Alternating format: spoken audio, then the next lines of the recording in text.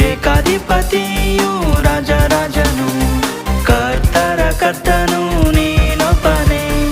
ಏಕಾಧಿಪತಿಯು ರಾಜರಾಜನು ಕರ್ತರ ಕರ್ತನು ನೀನೊಬ್ಬನೇ. ಅಮರತ್ವವುಳ್ಳವನೇ ಅಗಮ್ಯವಾದ ಬೆಳಕಿನಲ್ಲಿ ವಾಸಿಸುವವನೇ. ಅಮರತ್ವವುಳ್ಳವನೇ ಅಗಮ್ಯವಾದ ಬೆಳಕಿನಲ್ಲಿ ವಾಸಿಸುವವನೇ.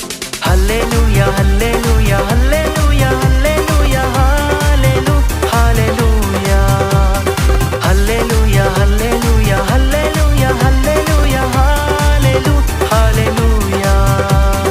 ಆರಾಧಿಸುವ ಆತ್ಮಸ್ವರೂಪನ ಆನಂದ ಘೋಷದೊಡನೆ ಆರಾಧಿಸುವ ಆತ್ಮ